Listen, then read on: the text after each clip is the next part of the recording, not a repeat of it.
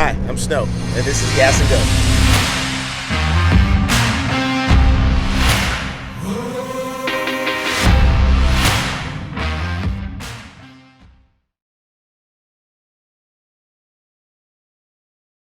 When you are. All right, welcome to another episode of Gas and Go with Snow. This may not be everybody's favorite, but boy, I tell you, it is definitely one of mine. All right, Dave, first of all, thanks for taking the time to show me this. Yep. What are we looking at right here? Well, we're looking at my wife's 73 LT RS Camaro. Okay. I bought it from my cousin Denny, who bought it in February of '74. So it's been in the family since near new. Okay, now you said since near new, but I feel like there's more of a story here behind the car. Oh, there's a lot of story behind it. Okay, well tell me about how he got it. The car was originally midnight green, which he did not like, so he saw it. He just walked right past it because of the color. He had no interest in it. He got about 25 feet away from the car, turned around to look at it again, and he noticed it had traction bars. He's like, why does it have traction bars? It's a brand new car, you know? Yeah. So goes to the sales guy, and the sales guy tells him that the kid that bought it, it was originally a 350 4-speed car. The kid that bought it decided to put a crate LS7 454 in it when it was brand new. The car was brand new. 454 LS6. Yep, that is the crown jewel of all Chevy motors. Yep. All right, so go he ahead. puts this motor in there brand new. Dad finds out about it. You ain't keeping that car. And So it's just too much power. Made him take it back. He kind of dissed him.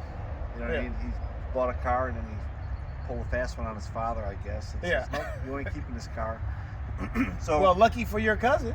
yeah, because Right? it had an LS7 in it when he bought it, and it was a car less than 1,000 miles on it. It was a brand new car. Wow. You know? So less than 1,000 miles on it. How many miles on it right now? Well, the clock shows 6,100. 6,100 miles. Yeah, Denny broke 2 4-speeds in the car. Yeah. So in 1975, 76, he put an automatic in it and never hooked the clock up again. So he says the car's got about 10,000 original miles. Yeah. Based on the fact that it's been broken since '87. It's been a dead horse for the last 40 years. So Well, okay, so this doesn't look like it sat in a field for 40 years. no, he painted it in '83. Didn't Yeah. like the green, so it's been in his garage in Florida for 40 years, and it is what it is.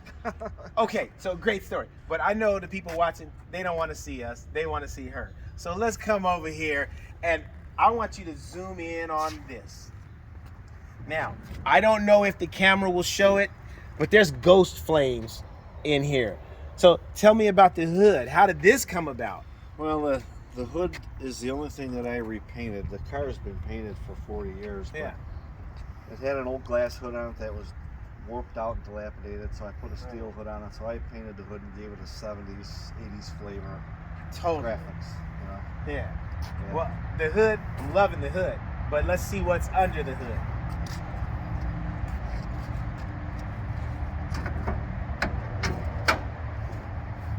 It is a 468 and that is as well. a thing of beauty. So you said it's bigger than a 454. What are we working with? It's a 468. A 468. Yeah, it's a 60 over 454. And now, I want you to zoom in on those headers. So my understanding is those headers have been coated, but those are the original headers that came on this car in 1974 when the kid swapped it, right? Yeah. They've been on there since near new.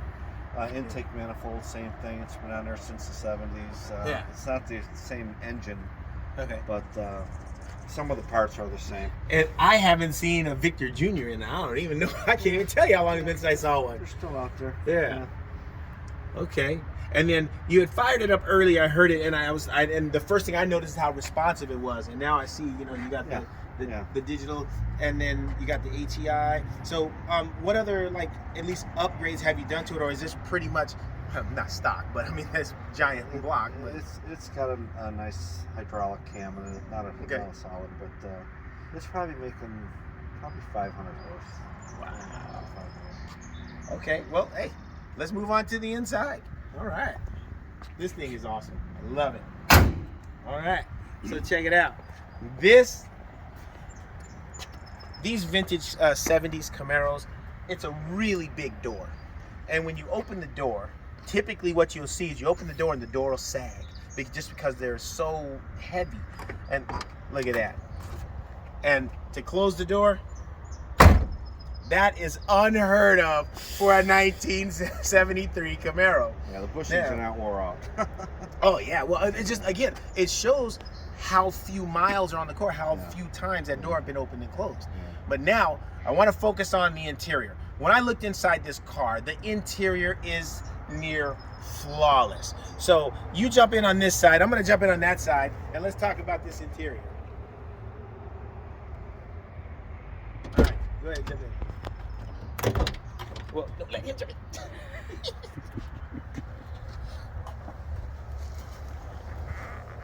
All right. When I got in this car, actually no, I didn't notice it.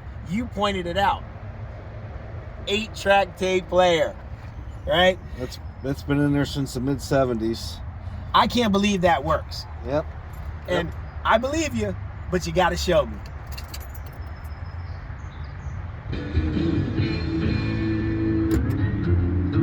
Even change channels. There's the song. There it is. 10 years after. So I listened to it on the radio the way to work this morning. Yeah. This is awesome.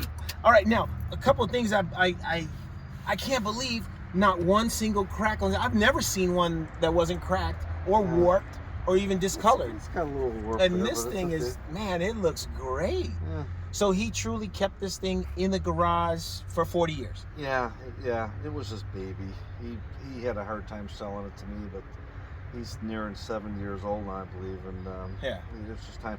It's been broken since he blew it up in '87. It's been sitting since '87. He says, Dave, I'm never gonna do anything with it. And I remember you telling me when you were 18, when he took me for a ride in this car when I was 18.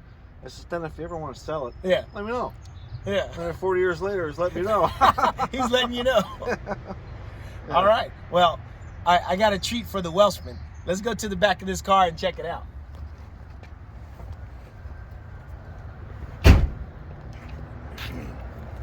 Oh, that's good.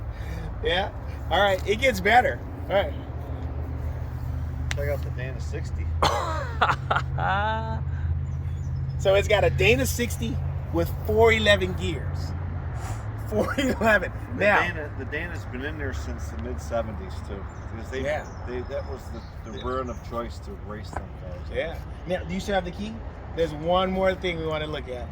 Now, this car, 468 big block, man, that's overkill for anything on the street and most tracks. But tell me about this guy.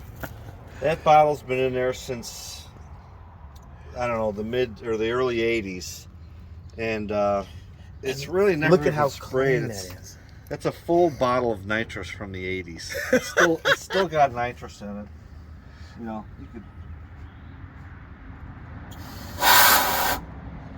It's still loaded with that's a juice, full bottle. But there's no nitrous in the car now. Yeah. I refuse to spray the car. So But it's been in there since the 80s. Well, and now looking at the inside, looking at the trunk and the floor, there's like very little, if any at all, rust. All of the that's original. The speckle paint and everything is all original. Yeah. This is a nice piece, man. This would be a good car to restore to perfection. Yeah. But I like it just because it is what it is. Well, and then you and I had talked like before we started talking on camera, and one of the things that really draws me to cars like this is a car you can use. Yeah. It's functional, it's fast, it's classic, and it has everything that you would want in an American muscle car. And that's one of the things that's most impressive to me. And I think let's get to the last part. Fire this girl up. I want to hear this.